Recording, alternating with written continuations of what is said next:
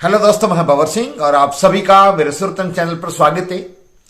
दोस्तों, औरंगजेब ने अपने पिता शाहजहां को कैद करके और जेल में डाल दिया। अपने भाई दारा शिकोह की हत्या कर दी, अनेक भाइयों को मौत के घाट उतारा, अपने शत्रुओं को मौत के घाट उतारा। फिर बाद में अपने बेटे को भी उसने जहर दिया। असंख्य हिंदुओं के मंदिर तोड़े, जहां पर मस्जिद बनवाई। लाखों की तादाद में हिंदुओं को जबरदस्ती तलवार की नोक पर धर्म परिवर्तित करने के लिए बाध्य किया और हिंदुओं पर जजिया कर लगाए। ऐसा क्रूर शासक औरंगजेब एक बार फिर सुर्खियों में, और उसकी सुर्खियों में रहने की वजह यह है कि दोस्तों, लक्ष्मण उतेरकर द्वारा निर्देशित एक फिल्म छावा, जो आजकल बहुत सुपर हिट फिल्म चल रही है, आप में से भी बहुत सारे देखी है, जिन्होंने नहीं देखी उनसे भी मेरा अनुरोध है वो जरूर देखें। उस फिल्म के कारण से वो सुर्खियों में आया वापिस औरंगजेब। दोस्तों, छावा फिल्म बहुत ही ऐतिहासिक फिल्म है, जिसकी पृष्ठभूमि में वो ऐतिहासिक घटना है जिसको लेकर के ये फिल्म बनी है, और वो औरंगजेब के समय की थी। औरंगजेब का शासनकाल 1658 से लगा करके 1707 तक रहा। लगभग 50 साल तक उसने भारत पर शासन किया। इस दौरान बहुत अत्याचार किया, हिंदुओं पर बहुत क्रूर था। वो अलग बात है कि कुछ लोग उसको आज भी अच्छा दिखाने की कोशिश कर रहे हैं। उन लोगों के लिए तो क्या कहा जाए, उनकी बुद्धि पर तरस आता है। ये औरंगजेब के शासनकाल में मराठों ने उनसे लोहा लिया। सबसे पहले छत्रपति शिवाजी ने औरंगजेब के नाक में दम कर रखा था। आखिरकार छल कपट से शिवाजी को गिरफ्तार किया, आगरा की जेल में डाला। लेकिन शिवाजी जो वीर बहादुर थे, चतुर थे, वो टोकरी में बैठ करके और चुपके से फलों की टोकरी में फलों के बहाने बाहर आ गए। अब जब शिवाजी का देहावसान हुआ तो उसके बाद में उनके वीर पुत्र संभाजी महाराज मराठा साम्राज्य के राजा बने, और उन्हीं के नाम से बनी है फिल्म ये छावा। छावा का मतलब होता है शेर का बच्चा। संभाजी महाराज तो शिवाजी के बेटे थे, शेर के बेटे थे, तो भला वो भी कैसे स्वीकार करते। वो भी शिवाजी की तरह बहुत बहादुर थे। यूं कहे कि उन्होंने तो 210 युद्ध किए मुगलों से, और एक में भी पराजय नहीं हुई उनकी, एक में भी।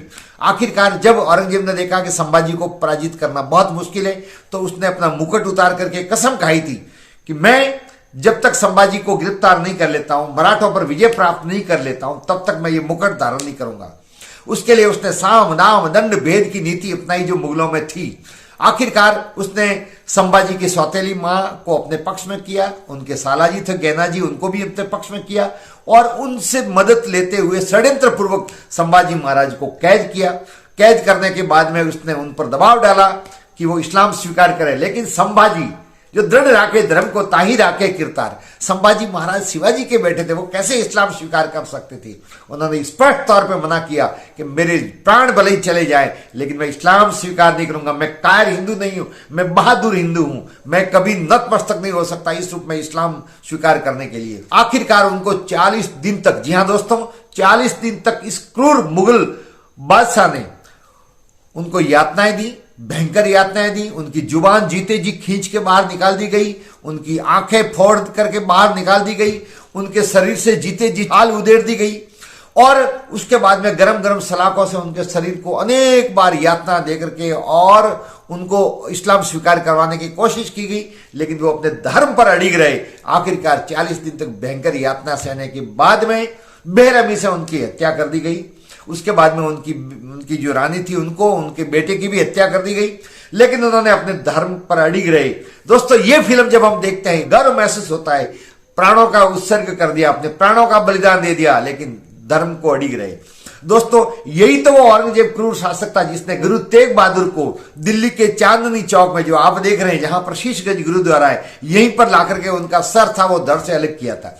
वहां पर भी वही बात थी कि गुरु तेग बहादुर को कहा गया धर्म बदलने के लिए, इस्लाम स्वीकार करने के लिए, लेकिन गुरु तेग बहादुर ने इस्लाम स्वीकार नहीं किया। सामने दो ही शर्तें रखी, या तो मौत के घाट उतारे जाओगे अथवा इस्लाम स्वीकार कर लो। गुरु तेग बहादुर ने हंसते हुए कहा कि मुझे मौत स्वीकार है, लेकिन मैं इस्लाम स्वीकार नहीं कर सकता।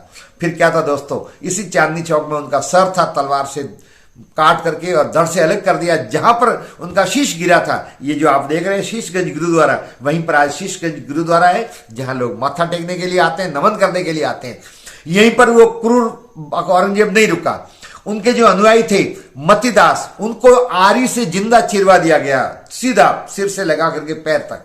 और सत्यदास थे, उनके शरीर पर रुई लपेट दी गई, तेल डाला गया और जिंदा आग लगा करके उनको जला दिया गया, भयंकर यातना देकर के उनको मारा गया। दयाल दास जी थे, उनको गर्म तेल की कढ़ाई में जिंदा डाल दिया गया और उनके प्राण हर लिए गए।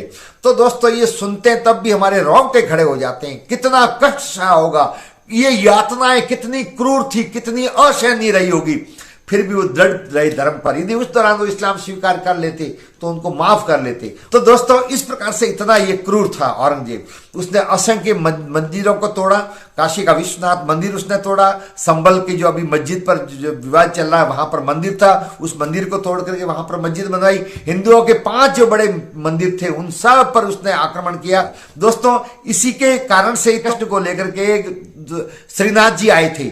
जब उनको यह समाचार मिला कि औरंगजेब वहां पर कुल वृंदावन में मथुरा में आकर के और भगवान श्री कृष्ण के मंदिर को खंडित करने वाला है, मूर्ति को तोड़ने वाला है, लेकर के बैलगाड़ी में बैठ करके आए। इस समय मेवाड़ के महाराणा थे राज सिंह जी।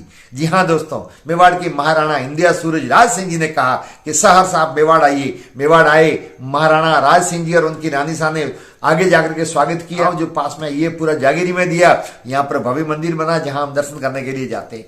तो इस क्रूर औरंगजेब ने बहुत अत्याचार किया। दोस्तों उन 50 साल तक हिंदू जनमानस बहुत त्राईमान कर रहा था, लेकिन ऐसे में जिन्होंने धर्म नहीं बदला हमारे पुरखों ने, हमें उन पर गर्व है। दोस्तों आखिरकार 1707 में ये क्रूर शासक मर गया, स्वाभाविक मौत मरा। मरने के बाद में औरंगाबाद जो है, जहां महाराष्ट्र में औरंगाबाद है, वहीं पर उसको दफना दिया गया। वहां उसकी जो आप देख रहे हैं ये मजार बनी हुई है। जो छठा मुगल बादशाह था औरंगजेब, इतना क्रूर था दोस्तों, जो अपने बाप का नहीं हुआ, जो अपने बेटे का नहीं हुआ, जो अपने भाई का नहीं हुआ, वो भला हिंदू प्रजा का कैसे हो सकता था। क्रूर शासक था औरंगजेब, जो छावा फिल्म के बाद में फिर सुर्खियों में, गूगल पर भी खूब उसको चर्च किया जा रहा है। युवा पीढ़ी जानना चाह रही थी कि ये इतना दुष्ट आखिर कैसे था। तो दोस्तों इसकी दुष्टता का एक ही कारण था, ये मुगल था, ये आक्रांता था, ये तुर्क था। इसके पूर्वज जो बाबर यहाँ आया था, बाबर के बाद में हुमायूं ने शासन किया, हुमायूं के बाद में अकबर, अकबर के बाद में जहांगीर, जहांगीर के बाद में शाहजहां, और शाहजहां का ये कपूत बेटा था औरंगजेब। ये सभी दुष्ट थे बाबर से लगा कर, जिसने भगवान श्री राम का अयोध्या में मंदिर तोड़ा था, वहीं बाबरी मस्जिद बनाई। तो दोस्तों मैंने आपको ये संक्षिप्त जानकारी औरंगजेब के बारे में दी। आपको ये वीडियो कैसा लगा? वीडियो को लाइक करें, शेयर करें, कमेंट्स करें, और यदि चैनल को अब तक सब्सक्राइब नहीं किया हो तो चैनल को सब्सक्राइब करें। वीडियो देखने के लिए आप सब महानुभावों का बहुत बहुत धन्यवाद। जय हिंद।